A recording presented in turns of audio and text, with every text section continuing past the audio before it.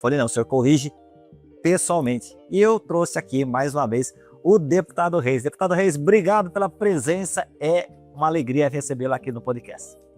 Não, a alegria é toda minha, né? Eu já venho nesse podcast pela terceira vez. Sou muito bem recebido aqui. Toda vez que eu venho aqui tem pão de queijo, tem café, tem suco. O Eduardo, que trabalha muito bem, o Rodrigues, está aqui minha equipe, o Diogo, o jornalista Diogo, também o Turícaro, o nosso assessor jurídico. E eu estou à sua disposição, à disposição do seu público que são policiais, que trabalham no dia a dia para garantir a segurança do povo de São Paulo e, como você falou, da Polícia Federal, para garantir a segurança do povo brasileiro. Então, eu estou à sua disposição. Na verdade, deputado, a primeira coisa que eu quero pedir é desculpa da minha gafe, né? Eu conversei com uma advogada aqui, eu acho que o recado foi dado lá da DIN, que só São Paulo tinha um dispositivo errado da lei. Eu queria que o senhor me corrigisse e explicasse para os nossos policiais do que se trata esse projeto que é do senhor. E o senhor falou lá no começo do ano, estava na mão do STF, demorou e ia sair esse ano. Então, na realidade, quando eu cheguei à Assembleia Legislativa, eu apresentei um projeto de lei complementar, o PLC 61, para corrigir essa distorção na Lei 1354. A Lei 1354, ela trata das aposentadorias do funcionalismo público. E eu via no dia a dia, né, nas delegacias, os meus colegas reclamando que pedia a aposentadoria e eram despromovidos. Então, se ele não contasse com 5 anos na classe, então vamos pegar um investigador, um delegado, um escrivão de polícia, um agente policial, um papiloscopista, se ele não tivesse 5 anos lá na classe, ele então voltava para a classe anterior. Então, vamos dizer assim, hipoteticamente, que durante a carreira do policial, ele completou lá 35 anos de serviço e chegou à classe especial. E aí ele falou, bom, já estou no tempo de me aposentar, vai lá, faz o requerimento de aposentadoria para a SP-Prev, e como ele não tinha 5 anos na classe especial, ele voltava para a primeira classe. Não tinha 5 anos na primeira classe, voltava para a segunda classe. Não tinha 5 anos na segunda classe, voltava para a terceira classe. E eu fiquei analisando a nossa Constituição Federal, fui analisando a reforma que teve em 2019, uma reforma que foi feita pelo governo Bolsonaro à época, né? A reforma previdenciária, e eu vi que naquele texto falava de cargos, né? 5 anos no cargo. E quando eu comecei a analisar a emenda constitucional 49 e também a lei do Estado, a lei 354 de 2020, eu vi que o governo de São Paulo legislou para mais. Ele colocou, além do cargo, classe ou nível. Então, por isso eu apresentei o projeto para a gente resolver essa demanda. O que aconteceu? Chegou na mesa do governador Tarcísio de Freitas, eu até dei um título para ele de vetador geral do Estado, porque ele já vetou 264 projetos. Os deputados constroem esses projetos, tramitam nas comissões, passa por várias comissões, Comissão de Constituição e Justiça, Comissão de Segurança Pública, Comissão de Administração Pública, Comissão de Finanças e Orçamento. Depois que passa por todas essas comissões, que vai ao plenário para ser votado, o autógrafo chega na mesa do governador e o que acontece? Ele veta. E tem vários projetos que ele veta por vontade própria, porque a nossa Constituição diz que você pode vetar um projeto quando ferir interesse público e quando for inconstitucional. Do contrário, não cabe veto, né? Mas a gente vai analisando os vetos dele, é como se fosse um Ctrl-C e um Ctrl-V, um copia e cola, parece uma cópia, né, o veto um do outro. Então são 264 projetos vetados, 190 vetos totais e praticamente 64 vetos parciais. Deixa eu fazer a conta, 74 vetos parciais, para dar os 264, né? Então ele vetou, eu fiquei analisando, eu falei, poxa, não é possível isso. Fui até o Ministério Público, chamei todos os representantes classistas da Polícia Civil, os sindicatos, as associações, formei uma comissão, pedi uma audiência com o Procurador-Geral de Justiça, na época o doutor Mário Sarro, fomos até ele apresentar essa questão, essa demanda, pedindo a ele para que a possibilidade de que ele entrasse com a DIN no Tribunal de Justiça, no TJ. E ele fez todo um estudo, e dou os parabéns, porque foi um parecer muito bem feito, e ele reconheceu que não era só os policiais, todos os servidores públicos do Estado de São Paulo, com exceção da PM, que ela tem uma legislação própria. Quantos, mais ou menos, deputado? Quantos servidores o senhor ajudou nesse projeto? O senhor tem ideia? Olha, eu acredito que nós devemos ter hoje mais de 750 mil servidores. Que são impactados por essa... São impactados. Caramba. Né? Então, é muito mais, porque entra o TJ, entra o Tribunal de Contas, a Defensoria Pública, o Ministério Público, todos têm funcionários que têm classe, quando não tem classe tem nível, né?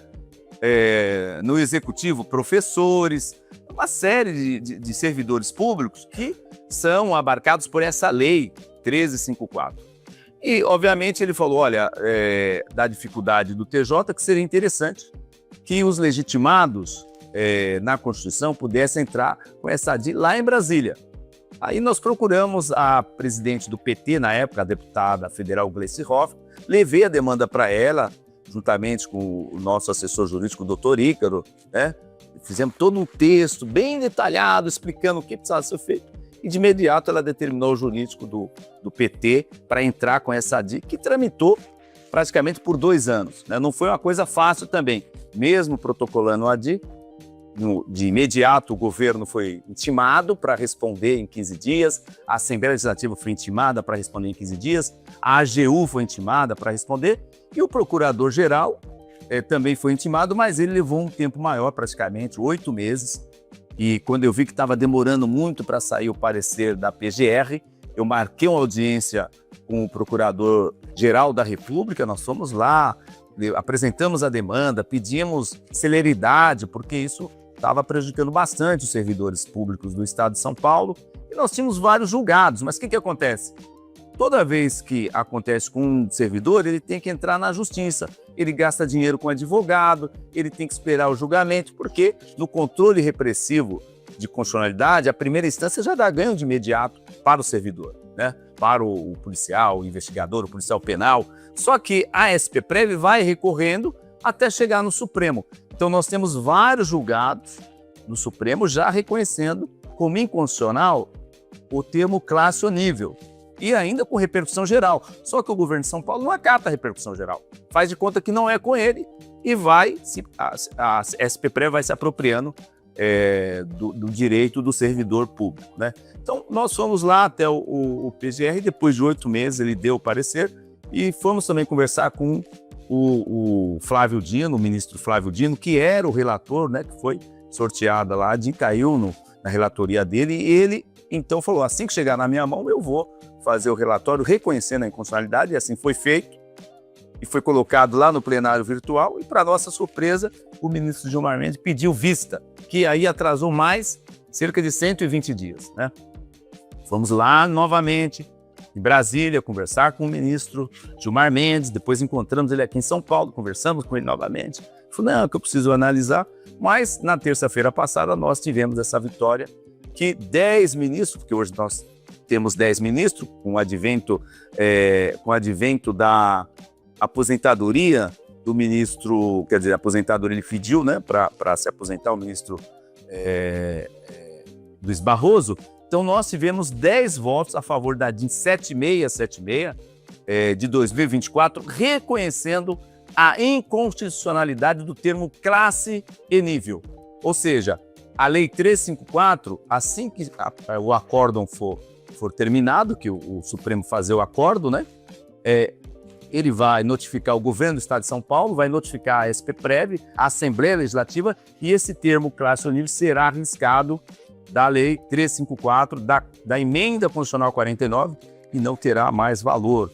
E os policiais poderão se aposentar na classe, no cargo e classe em que se encontrar. Não precisa esperar os 5 anos. Não. E os profissionais que têm nível também vão poder, que é o seu caso, são youtubers. Vão poder, youtubers de nível 2, né? Nível 3. Então, você não vai voltar mais para o nível 2. Obrigado, deputado. Se você tiver no nível 2, você não vai voltar para o nível 2. Obrigado, deputado. Eu e mais 750 mil servidores agradecemos. Mas, deputado, tira uma dúvida.